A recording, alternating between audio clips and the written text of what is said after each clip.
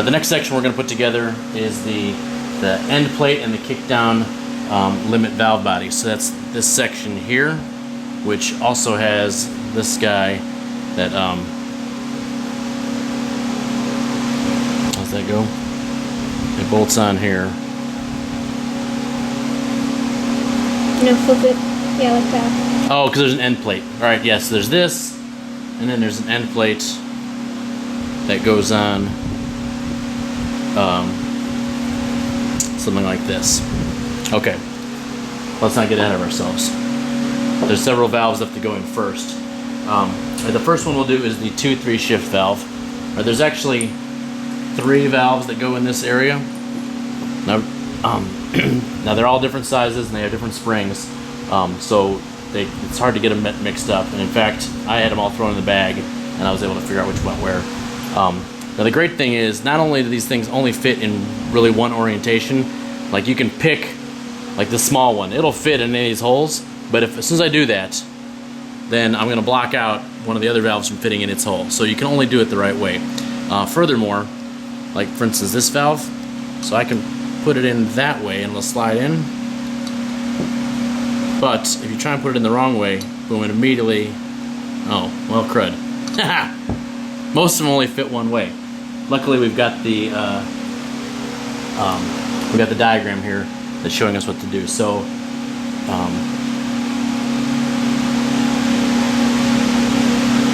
alright, the good news is we know how they go because we've got the factory service manual. Okay, so let's lube the bores for the valve body. My goodness, this syringe is... That's why we never used it to give. I guess. My medicine. Goodness. What's funny is that, like in here, it's fine. The minute I take it out, I guess there's hydrostatic pressure or something that's keeping it from doing what I need. So squirt some juice in there, squirt some juice in there, squirt some juice in there. Okay. Then dip our finger in ATF, because that's fun, and we'll put in the 2-3 shift valve, which is this guy. Lubed up real good. Remember, these had already been cleaned. I sprayed brake clean on them and then hit them with the air compressor. Made sure they were good to go. So this one goes in this hole here. Remember, we just slide it in nice and easy. And the big spring fits on it. These all go valve first and then spring. So the next one we'll do is the 1-2 shift control valve, which is this guy. So there's shift valves and shift control valves. And they all control something, but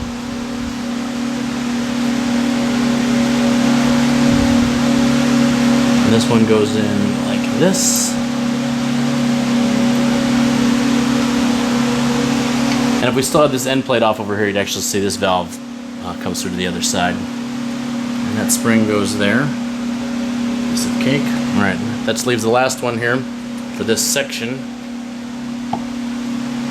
There's another tricky step we got to do before we put this valve in. Now we already determined this valve can go in either way, but the long side is the side the spring rides on, like this. So that's the other side is the one that goes in the valve body. I forgot to turn my fan off after that last cut. Hopefully you guys can hear me okay.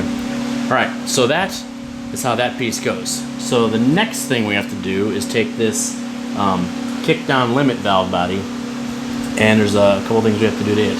It's got a little valve that goes sideways through it, and a plug that goes in. So first thing we'll do is actually put a little ATF in the bore. Oh my gosh. I'm not going to put all this in here.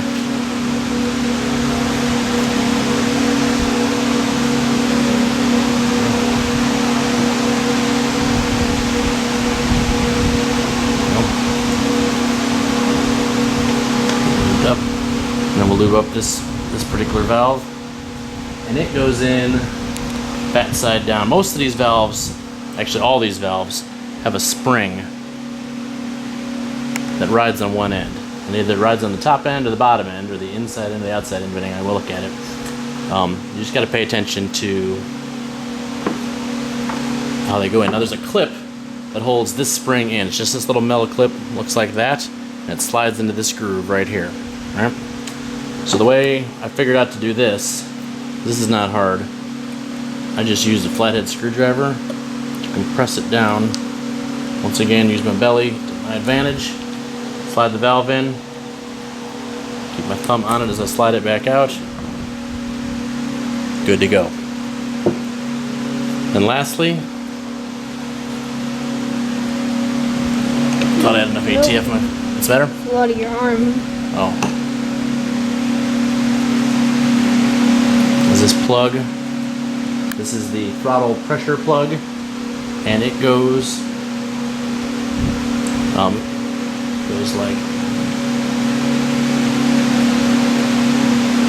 like this. Okay. Now this is going to go here, and then this end plate is going to go like this, and it's all going to bolt into the main valve body. Now, I mentioned when we talked about the torque converter module that it took 2 different screws to get that end plate in. This section also takes 3 different screws. They're slightly longer because it's got to go through this plate, this intermediate valve body, and then into this valve body. Everything else on the valve body takes these tiny little screws that are about this size. What was that? 1/4, 3/8 of an inch. But this section here takes the longer ones. So this is not particularly hard. You just got to fight the springs a little bit. Make sure they don't get all bound up. In fact, it's probably a little bit easier if we just do it this way.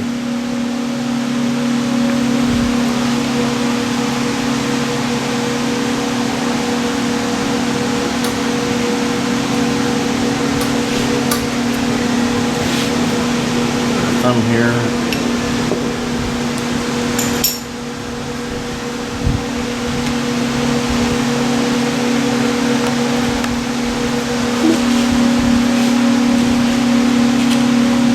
That down into there.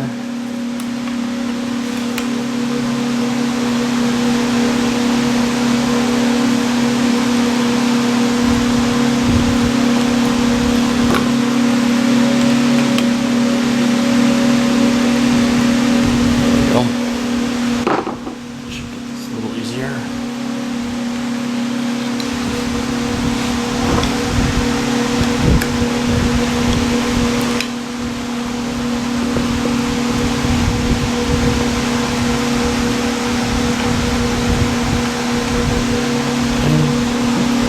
And third screw.